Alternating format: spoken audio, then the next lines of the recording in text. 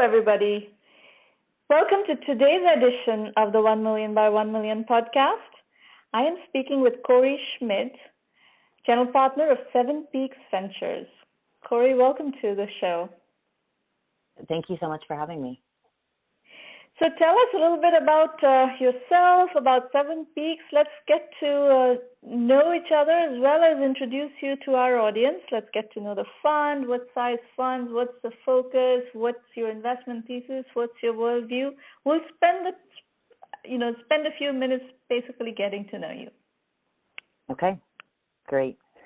So I am a general partner with 7 Peaks Ventures, and we are located in Oregon.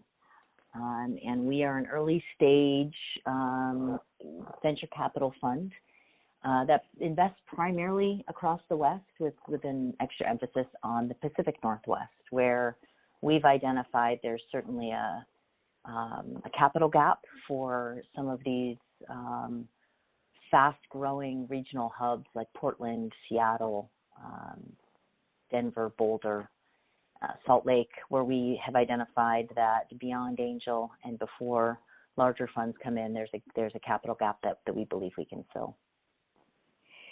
And what is the size of the fund? Yeah, so we started our fund in 2013. My founding partner, Dino Vendetti, moved up to Bend, so we all have the opportunity to live in Oregon, but again, work and travel and invest across the West, but moved outside of the Bay Area, had been a part of 2 funds down there and previously with Vulcan Ventures up in Seattle, and identified this opportunity to look outside of the Bay Area and start a fund in a regional market. And that was in 2013. It was our first fund. We have since invested in 20 companies out of that fund. Small check sizes. It was a bit of our own incubation experiment. And the good news is the fund is doing really well, 20 companies, and we are on our way right now. We are in the middle of our fund 2. We'll be closing that out here in June, and we've actually made 3 investments out of our second fund and soon to be a 4th investment. And the strategy is very similar on fund 2. Early stage, Series A. We are a sub $50 million fund, so we are a small institutional investor. And we look at companies that, we could go anywhere late seed to perhaps leading an A in a series with a $500 to $1 million, up to $1.5 million check, and reserve for carry on to invest in those companies. So, let's talk a bit about how you define early stage. Sure. Sub 50 million fund. What is your preferred stage at which you like to encounter companies? Yeah, no, it's a great question. I think the thing that's different that we find in a regional market like the Pacific Northwest, like Portland, Oregon, or even Seattle, which is actually going upstream a bit, that might be different than the Bay Area or New York City, is we look for companies that, there's a very healthy angel community here. A lot of companies can get seed funding, angel investments, friends and family, bootstrap, grow their way into truly a pretty valuable and interesting business model that's achieved product market fit in their area. And when we start to look at a deal, we really like a bit of a mature model. We're not investing at the earliest stages of concept. We're looking for viable businesses that have found product market fit, have customers. Ideally, $1 million to $3 million in revenue is great. We always identify companies that are earlier than that have perhaps something unique in their tech. Maybe the founders have had success in the past and are going at it again. So we will invest earlier, but we're looking for those that are at that stage. They've bootstrapped, they've used their money wisely, they've developed a product that has turned a customer to do the unnatural thing of buying from a startup out of a basement, right? That shows that they're truly meeting some unmet need. Geography is obviously part of our decision making, and we prefer B2B. So we're much more enterprise, SaaS focused than we are direct to consumer. And we have a lot of deep tech and operational expertise on our team. Partner Matt Abrams, really deep data analytics, machine learning, AI. Most recently, he came out of leading a worldwide data analytics team at Oracle. I mentioned Dino, very deep in the venture space for decades. And our fourth investing general partner is Tom Gonzer. And Tom founded DocuSign, started it in Seattle, moved that headquarters are now in San Francisco. But again, a seasoned entrepreneur who can work really closely with others in the security identity space. And then my expertise is most relevant and deep in the digital healthcare space. Great. And so you emphasized greatly geography. So Pacific Northwest is the sweet spot of the fund, yes? You don't invest outside of the Pacific Northwest. We do. So right now we have investments in, we'll call it the Mountain West, and we do have the Southwest. We actually have one of our newest deals is in a phenomenal company out of Phoenix called Trusona, and they're in the no password security space. And what we do have, majority of our deals are in Oregon and Seattle. We have 5 or 6 investments in the Bay Area. We have a deep network there based on our syndicate partners and investors that come on in later rounds. We also look at deals, and we have 2 in Boulder, Salt Lake City. So a lot of these smaller tech hubs that are starting to build strong tech ecosystems with entrepreneurs that have had some success or regenerating capital, and we're seeing talent regenerating in those regions. What's lagging is sophisticated capital to help grow those into sustainable businesses. So we're really leaning in there versus, the Bay Area is chock full of lots of successful funds, and we're identifying opportunities primarily outside of the Bay Area. Yeah, okay. And let's talk a little bit about what you're seeing in your deal flow in 2017. What's exciting? What's interesting? What are the trends that you're seeing? It's funny. I guess we're 4.5. Gosh, I'm losing track of time here. 4.5 or so years in from when we launched our 2013 vintage fund, and we're seeing a ton of great deals across the regions that we're looking at.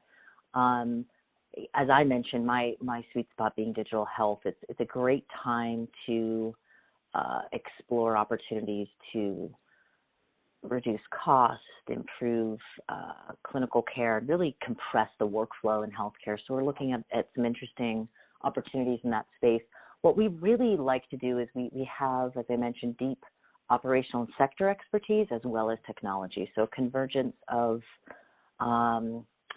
machine learning in a sector that we're deep in is something that's of interest to us. So a couple of deals that might help illuminate this. We do have investments in 2 companies in Lytic, which is deep machine learning for radiology, very disruptive technology. Another is Cricket Health, which is looking to change the model for how kidney failure patients can receive care in home and mobile versus brick and mortar, which really can improve quality of life, extend their care, and reduce costs dramatically. What can you do? What is that's actually very interesting. What does the company enable people to do? So Cricket is founded by a really dynamic co-founding team of Vince Kim and Arvind Rajan. And Arvind, Vince is in Portland, Arvind's in the Bay Area.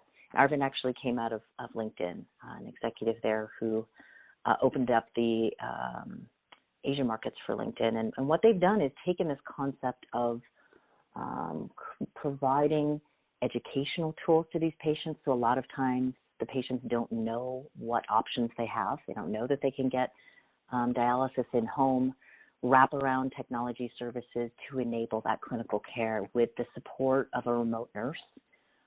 Providing that education, and then as you receive and deliver that care in home, again, these enabled services to educate, deliver the clinical care and feedback to allow them to be in home versus in brick and mortar. And they've had the opportunity to work with the American Kidney Foundation, who send patients their way. And what you find is if patients are educated and given the right options, I think they've gone from 1 in 7 choosing in-home to 8 out of 10, which is it dramatically changes the paradigm for how these patients can get care. So it's an old industry that needed some disruption, and applying that technology to it has been something very interesting. We see this in enterprise. A company out of Portland called Opal. Opal's doing this with brand management for large companies, where they're taking the time to create all of your campaigns, collateral, all the materials that a brand like a Nike is doing globally on any given day through this beautiful platform that allows for sharing, collaboration, and it's live, where you can spit out campaigns, you can change when those are all running, what's going on in soccer in Brazil for Nike next week versus what they're running for women's golf in the Western U.S. And they're able to save, and again, it's this workflow compression, 8 to 10 hours a week per marketer because of this system. And it's really changed the way that these companies can roll out their marketing campaigns. So these companies that you're talking about, what stage did you encounter them?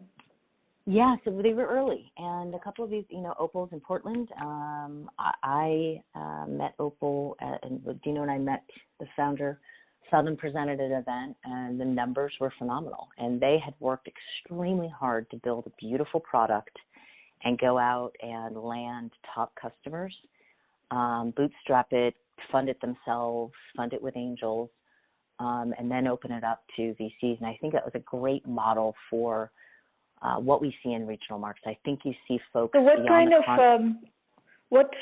of metrics did they come to you with? I think they probably had 5 or 10 big brand customers. Revenue from those were, 5 to 6 figure annual contracts, and customers that were expanding. And that shows that you've built something that is solving a real unmet need within the organization. Okay. The product and is one that fit. Go ahead. Sorry, go ahead, please. I was going to say, the product, you sit down and use it, you immediately know when you see a product that has nailed that user experience and design. Yeah. No, I mean, if you can close deals of that size, then you're doing something right. Product yeah. Fit. Absolutely. Yeah. Right. That's sure. right. Now, what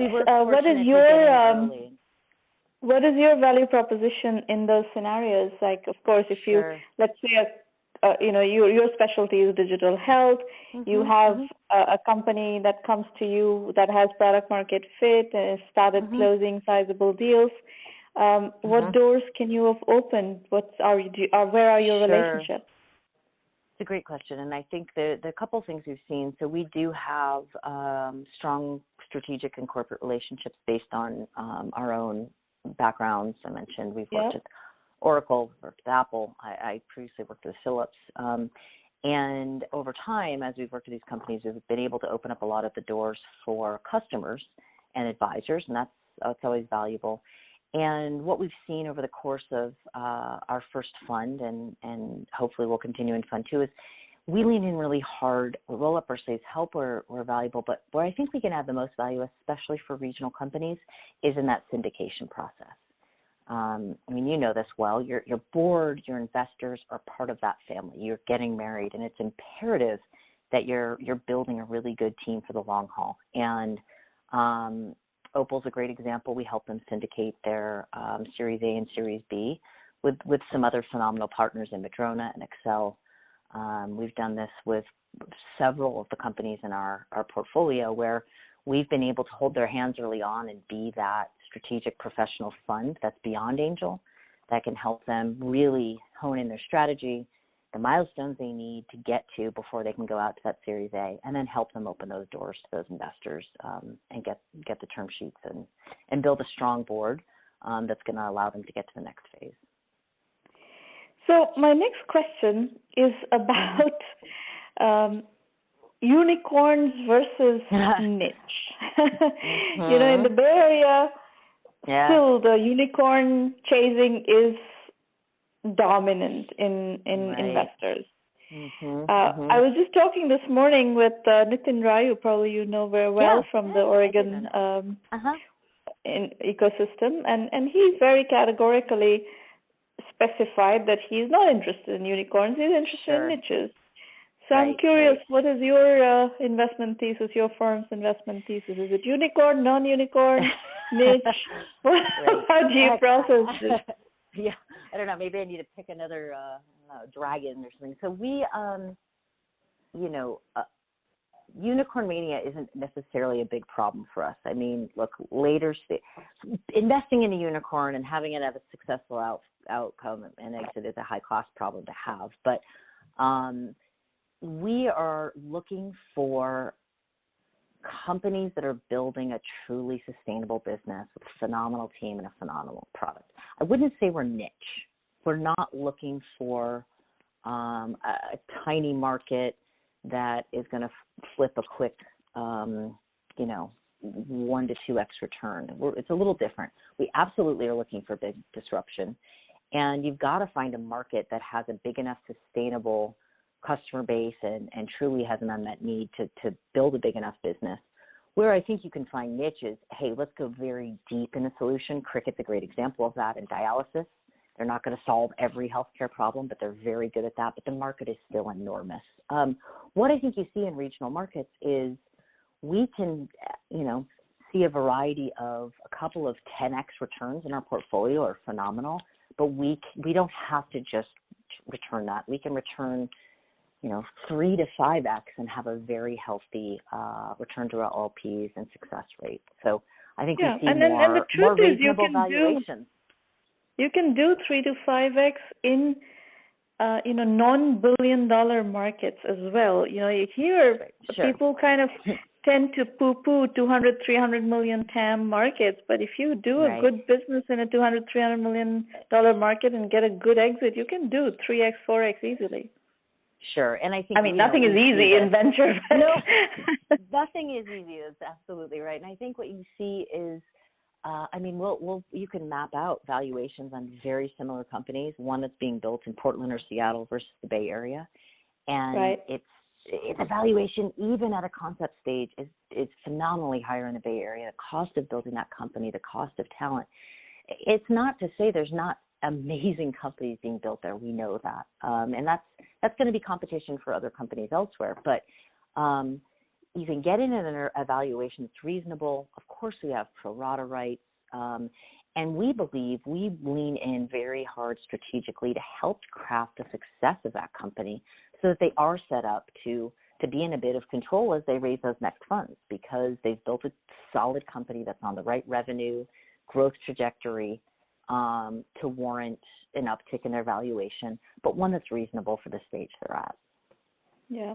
And, the truth is these days, even if companies are headquartered in the Bay Area, there are very substantial back ends somewhere else. Our portfolio is full of companies with India back ends, and, we're financing a company right now that has 15 people, and bulk of that is in India. So it's a very common model of, and some of them are also elsewhere in the U.S. So I think it's understood that having the entire team in the Bay Area is not an easy thing to sustain cost structure-wise. That's right. And we've seen that. We have a company that actually we have a neighbor in Bend that left the Bay Area, relocated their company to Bend. All of their employees now own homes. They're doing phenomenally well. They're growing rapidly. They've gotten more investment. I think it just depends on the dynamic of the company and how you can structure that growth. Yeah. Yep. Yeah. We're also seeing a lot of virtual companies these days. Sure. Yeah.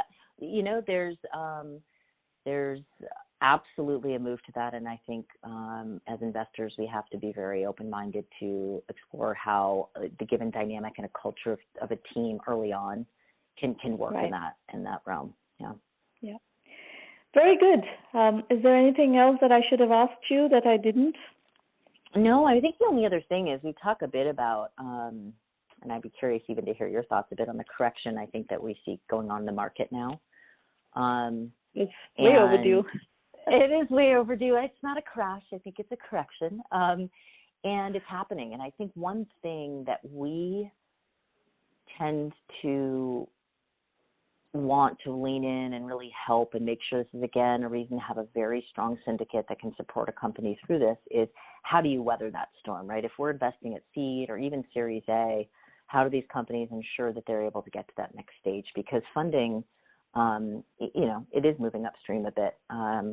And how I think the big issue, however, is not so much the correction in the market as in the public market. The real issue is that there is a huge amount of capital accumulation that has happened in the seed stage, and by that I mean the pre-seed, seed, post-seed, pre-Series A, even the small Series A, and then the significant Series A, Series B is so-so, and then there's a huge amount of money in the late stages where these big funds have raised mega funds and they want to put in huge amounts of money into each deal. They don't want to do $5 million deals. They want to do $50 million deals. And that creates a very odd dynamic in the whole industry, I think. It's creating this gap, and we talk to companies. They have to be smart about how they're raising their Series A, but there is an opportunity to get a little more at your seed stage, right? But from the right investors, and be smart about how you're spending that money, because getting to Series A, there's more money, as you mentioned, at the seed stage, but it's not all filtering down to the same amount and as easy to raise at the A. So make sure that you've got enough runway, 18 to 24 months. And what I found is you have to hit those milestones. It's competitive. And quite honestly, a correction without milestones and without metrics, it's impossible to raise Series A these days. Yeah, and a correction in the market isn't necessarily a bad thing, and I don't mean to sound draconian, but it cleans up what may be an overabundance of investing every idea that comes across, an early stage. I happen to be a very big believer in bootstrapping, whether it's bootstrapping with your own money or bootstrapping with little bits of angel money or small, micro VC money. If you can get to real numbers and sustainable metrics where you don't need gushing, guzzling outside capital, and you can actually be a business with customer money, that is a much, much, much healthier scenario. You are in a much more controlling and powerful position, and you will attract the right investors to the table. And I think you're spot on. And the thing I like about, what I see in regional markets is you get, sometimes you get more senior CEOs who have lived through that, and just by the nature of the lack of capital, they have to do that. And so we get an opportunity to see them, as I mentioned with some of the other companies, at that point where they have found that product market fit and they have customers that are demanding more, which is a great thing, and gives you confidence in putting capital into their growth. So that's what we advise our companies to pay attention to as much as possible, is to really, bootstrap their way to sustainability as much as possible. That's right. Yep. And it's a good time to be an investor. I think, you see a correction in the market. It's not necessarily a bad thing. And quite honestly, at the earlier stage, we're protected a little bit more from a correction in the market than later stage. So it's coming. I think we're slowly starting to see the early side of that. And it's just reality. So if these companies can be smart and use their money well and have cash in hand to weather those and truly get to that next phase, I think that's the best advice they can be given. Yeah. Terrific. Corey, it was a wonderful conversation. Thank you for participating. And audience, thank you for listening. Please stop by at one of our roundtables any week. We have free public roundtables every week. You can find the schedule on the website, 1Mby1M.com. And we look forward to bringing you more of these interviews. Keep listening. Keep using all the resources from 1 million by 1 million. And keep trying to get to a sustainable scenario so that you don't go out of business for lack of cash. That's right. Thanks, Sharana. It was a pleasure talking to you.